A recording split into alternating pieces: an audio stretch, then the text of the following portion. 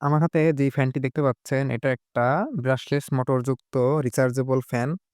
তো এই ফ্যানটা দীর্ঘদিন ধরে ব্যবহার হচ্ছিল। তো বর্তমানে এটার ব্যাকআপ খুবই কমে গেছে। যার ফলে এটার ব্যাটারিটা রিপ্লেস করার চেষ্টা করব আজকে আমরা এবং একের সাথে টেয়ার ডাউন করে দেখব ভিতরে কি কম্পোনেন্ট কিভাবে কি এটা তৈরি। তো ১ম এ আমি এটা ইলেকট্রিক স্ক্রুড্রাইভার দিয়ে এর যে স্ক্রু গুলো আছে সেগুলো খুলে নিচ্ছি এবং আপনাদের যাতে বোরিং না লাগে ভিডিওটা ফাস্ট ফরওয়ার্ড করে দিয়েছি। তো খোলার পরে দেখতে পাচ্ছি ভেতরে বেশ ভালোই ডাস্ট জমছে। এটা খুবই স্বাভাবিক। এবং আপার পার্টে যেগুলা এখানে তেমন কোনো কম্পোনেন্ট নাই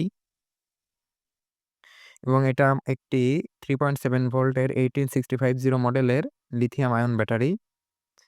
তো এটার যেই ক্যাপাসিটি সেটা এখানে 1800 এমএইচ দেওয়া আছে। তো আমরা এটা আজকে রিপ্লেস করব এবং এই ব্যাটারিটা আমরা ক্যাপাসিটি টেস্ট করেছিলাম। আমি আরকি লিটোকলা দিয়ে। তো মাত্র 222 এমএইচ ক্যাপাসিটি পেয়েছি। ভিডিওর শেষে সেটা দেখিয়ে দিব। তো এখানে যে বাতির কম্পোনেন্ট গুলো আছে উপরে একটা তার টেনে কয়েকটা এলইডি দেওয়া আছে। আর এই ফ্যানের এই মোটরের যে পাওয়ার কনজাম্পশন সেটা ৭ ওয়াট এবং এটা ব্রাশলেস মোটর এবং বাতাস মোটামুটি বেশ ভালোই হয়। আর এখানে মাত্র একটা সিঙ্গেল পিসিবি দিয়ে সবকিছু নিয়ন্ত্রণ করা হচ্ছে এবং পিসিবি কোয়ালিটি মোটামুটি ভালোই দেখলাম। এই সাইডে কিছু ক্যাপাসিটর আর চার্জিং ইউনিট দেওয়া আছে এবং ফ্যানটা মূলত ৩ স্পিডে লাইটটা ফ্যান এবং লাইট উভয়ই ৩ স্পিডে কন্ট্রোল হয়।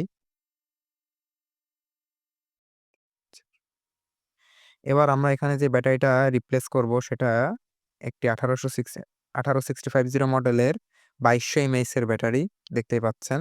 তো এই ব্যাটারিটা আমি ল্যাপটপ সেল থেকে কালেক্ট করেছি এবং এইটার ফলে কিন্তু ব্যাকআপ আবার নতুনের মতো ভালো হয়ে গেছে এবং বলতে গেলে বলা যায় নতুনের থেকে কিছুটা ভালোই পাওয়া যাচ্ছে। কারণ নতুন যে ব্যাটারিটা ছিল সেটা 1800 এমএএইচ এর ছিল এবং এটা ২০০০ আপ যেহেতু তো ব্যাকআপ এখানে ভালো পাওয়া যাবে এটাই স্বাভাবিক। এবং এর সাথে আমরা যে কানেক্টরটা আছে, কানেক্টরটা আবার লাগিয়ে নিচ্ছি। যাতে এটার যেই ফিটিংটা এবং লুকিংটা সুন্দরই থাকে। তো কাজ কিন্তু এখানে ব্যাটারি কানেক্টর লাগানো কমপ্লিট। এরপরে পিসিবিটা আমরা বের করে নিচ্ছি এবং পিসিবির সাথে কানেক্টরটা লাগাই দিচ্ছি। তো হয়ে গেল আমাদের ব্যাটারি রিপ্লেসের কাজ এবং ব্যাটারিটা সুন্দরভাবে এখানে ফিটিং করে দিচ্ছি। অবশ্য দেখতে ভালোই লাগছে। যেটা বাইরের থেকে দেখা যাবে না। মূলত পিঙ্ক কালারের ফ্যানের সাথে পিঙ্ক কালারের ব্যাটারি চলে গেল। তো এই দেখতে পাচ্ছেন ফ্যানের যেই বাতাস এটা পেয়েছি এটা মোটামুটি ভালোই পাচ্ছি। তো আমরা ফ্যানটা কিন্তু ক্লিনও করে নিয়েছি। এবার স্ক্রুগুলো লাগিয়ে নিব।